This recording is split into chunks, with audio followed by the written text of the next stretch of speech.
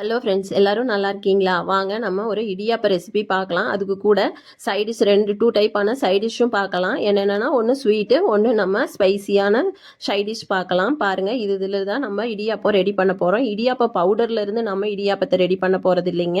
நம்ம நார்மலாக இட்லிக்கு மாவு ஆட்டுற மாதிரி வெறும் அரிசியை மட்டும் உளுந்து போடாமல் அரிசியை மட்டும் ஆட்டி அதிலிருந்து தான் நம்ம இடியாப்ப ரெசிபி ரெடி பண்ண போகிறோம். பாருங்கள், அதுக்கு இந்த மாதிரி 2 மிஷின் நம்ம கையில் இருந்தால் போதுங்க. அதாவது 2 மிஷினில் ஏதாவது ஒன்று இருந்தால் போதுங்க. ஃபஸ்ட்டு இது பாருங்கள், இது வந்து ஒரு கன் டைப்பு இடியாப்ப குழல் தாங்க. இதில் 2 ஹோல்ஸ் இருக்கிற மாதிரி 2 தட்டு இருக்கும். அதில் நம்ம வந்து சின்னது போட்டோன்னா நம்ம ப்ரெஷ் பண்ணுறதுக்கு ரொம்பவும் டஃப்பாக இருக்குங்க. ரொம்ப கஷ்டப்பட்டு நம்ம ப்ரெஷ் பண்ணுற மாதிரி இருக்கும். அதுவே நம்ம இந்த நூடுல் சைஸுக்கு இருக்கக்கூடிய பெரிய ஹோல்ஸ் இருக்கிறத நம்ம போட்டுக்கிட்டோம்னா கொஞ்சம் ஈஸியாக இருக்கும். இது 2ஐயும் விடவே ஈஸியாக அந்த பெரிய மிஷின் தாங்க. இந்த மிஷின் வந்து நமக்கு ரொம்பவே ஈஸியாக இருக்கும். பாருங்கள், இந்த ஹோல்ஸை நம்ம செலக்ட் பண்ணிக்கலாம் இந்த மாதிரி கன் டைப் இருந்துச்சுன்னா. ஆனால் இடியாப்ப அச்சு அந்த உட்டுலாம் இருக்கும் இல்லைங்களா, அதில் போட்டு நம்ம இந்த மாதிரி நம்ம மாவு ஆட்டி இட்லியாக ஊற்றி செய்கிறப்போ அது ரொம்பவே கஷ்டமாக இருக்குங்க.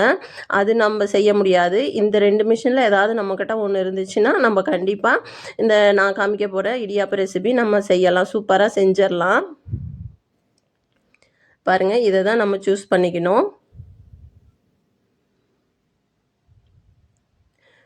பாருங்கள், இதில் தான் நான் இன்றைக்கி உங்களுக்கு செஞ்சு காட்ட போகிறேன். இது இருந்தால் ரொம்பவே ஈஸிங்க, டக்குன்னு செஞ்சு கொடுத்துர்லாம். நம்ம இட்லிக்கு மாவாட்டுறப்பவே நம்ம உளுத்தம் பருப்பு கரைக்கிறதுக்கு முன்னாடி நமக்கு தேவையான அளவு எடுத்து வச்சுக்கிட்டோன்னா அதிலேருந்து டக்குன்னு செஞ்சிடலாம். இந்த மாவை நம்ம ஒரு 2 நாள் வரைக்கும் ஃப்ரிட்ஜில் ஸ்டோர் பண்ணி வச்சு கூட தேவைப்படுறப்ப எடுத்து செஞ்சுக்கலாம். இந்த மாவோட கன்சிஸ்டன்சி பாருங்கள், நம்ம காமிச்ச மாதிரி தான் இருக்கணும். இதை நம்ம இட்லியாக ஊற்றிக்கலாங்க. இதில் நான் வேறு எதுவுமே சேர்க்கல. உப்பு ஒரு பிஞ்ச் அளவு வேணும்னா சேர்த்துக்கலாம். நம்ம ஸ்வீட்டு சேர்க்கறதுனால நான் உப்பு எதுவும் சேர்க்கலை, எதுவுமே பண்ணலை. வெறும் மாவு மட்டும்தாங்க ஆட்டி அப்படியே எடுத்து வச்சுருக்கேன். பாருங்கள், இந்த அளவுக்கு கன்சிஸ்டன்சி இருக்கணும். நல்லா திக்காக ஊற்றினோன்னா நம்ம ப்ரெஸ் பண்ணுறப்போ ரொம்ப கடினமாக இருக்கும். அதனால் இந்த மாதிரி தோசை பதத்துக்கு கொஞ்சம் திக்காக அந்த மாதிரி நம்ம ஊற்றிக்கிட்டோன்னா இட்லியாக ஊற்றினோன்னா நமக்கு ப்ரெஸ் பண்ண ரொம்ப ஈஸியாக இருக்குங்க. பாருங்கள், இந்த மாதிரி ஒரு ஈர துணியை இட்லி பிளேட்டில் போட்டு நான் ஊற்றிக்கிறேன். நம்ம இந்த மாதிரி ஒரு ஈர துணியை போட்டு ஊற்றுறப்போ நமக்கு கொஞ்சம் கூட துணியில் அடி பிடிக்கவே பிடிக்காதுங்க. ஒட்டிக்கிட்டே வராது. நல்லா இட்லி கொஞ்சம் கூட ஒட்டாமல் நல்லா வந்துடும். இதை நான் ஒரு 10 நிமிஷத்துக்கு குறைவாக ஒரு 7 நிமிஷம் அந்தளவுக்கு வேக வச்சா போதுங்க. நல்லா நமக்கு வெந்து வந்துடும். அது வேவறதுக்குள்ளே நம்ம இடியாப்பத்துக்கு ஒரு சைடிஷ்ஷு ஸ்வீட் ரெடி பண்ணிக்கலாம்.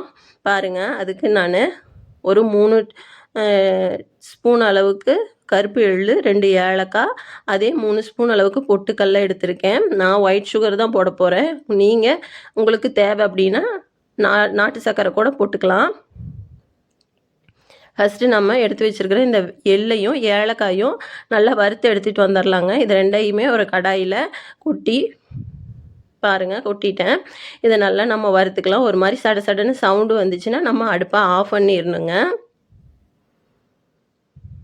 நம்ம இப்படி வறுத்து பவுடர் பண்ணுறப்போ ரொம்ப மனம் நல்லா இருக்கும். நம்ம வறுக்காமையும் போட்டு பண்ணலாம். அப்போ அந்தளவுக்கு மனம் கிடைக்காது நமக்கு. இந்த மாதிரி வறுத்து போட்டு செய்கிறப்போ ரொம்பவே வாசனையாக இருக்கும். டேஸ்ட்டும் ரொம்பவே சூப்பராக இருக்குங்க. நம்ம அடுப்பை ஆஃப் பண்ணிவிட்டு நம்ம எடுத்து வச்சுருக்கிற பொட்டுக்கல்லையை அதே ஹீட்டு அந்த வடை சட்டியில் இருக்கக்கூடிய ஹீட்டிலேயே கொட்டிக்கலாம். இப்போ பவுடர் கொஞ்சம் நல்லா நைஸாக நமக்கு கிடைக்கும்.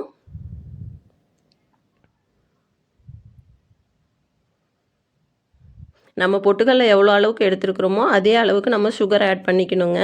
பாருங்கள், நான் மிக்ஸி கப்பில் சுகர் ஆட் பண்ணி வச்சுருக்கேன். இதை ஒரு பிளேட்டில் மாற்றி வச்சுருக்கேன். இது நல்லா ஆறுனதுக்கப்புறம் இந்த சுகரோடையே நம்ம கொட்டி நல்லா பவுடராக அரைச்சி எடுத்துகிட்டு வந்துடலாம். இந்த ஸ்வீட் பார்த்திங்கன்னா இந்த பவுடர் நம்ம வெறுவாயாலேயே அள்ளி போட்டு சாப்பிட்லாங்க. அவ்வளோ சூப்பராக இருக்கும். அரைச்சி எடுத்துகிட்டு வந்துடுறேங்க. பாருங்கள், அரைச்சி எடுத்துகிட்டு வந்தாச்சு. இந்த அளவுக்கு நைஸாக நம்ம அரைச்சி எடுத்துக்கணும்.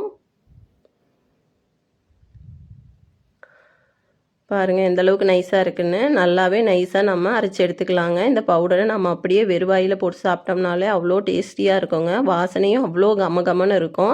பாருங்கள் இட்லி கொஞ்சம் கூட துணியில் பிடிக்காம நல்லா நமக்கு கிடச்சிருச்சு. இந்த இட்லி சூடு ஆறுறதுக்கு முன்னாடியே நம்ம இந்த மிஷினில் போட்டு புழிஞ்சி எடுத்துக்கணுங்க. அதுக்கு முன்னாடி நம்ம கொஞ்சமாக தேங்காய் எண்ணெயை நான் இதில் தொடவிக்கிறேன். அப்படி தொடவுறப்போ நம்மளுடைய இந்த மிஷினில் அப்படியே நம்ம இட்லி வந்து போய் ஒட்டாமல் நல்லா வந்துடும். பாருங்கள் நான் ஒரு டைமுக்கு 2 இட்லி போடுறேன்.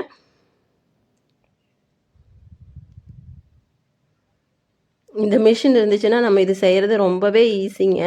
ஆனால் அந்த கன் டைப்பு இடியாப்பம் புளியிறதோ இல்லை அந்த உட்டில் இருக்கிறதுலையோ இந்த மாதிரி இட்லி போட்டு நம்ம புளியறதுக்கு கொஞ்சம் கடினமாக இருக்கும். அதுலேயும் செய்யலாங்க, ஆனால் கொஞ்சம் கடினமாக இருக்கும்.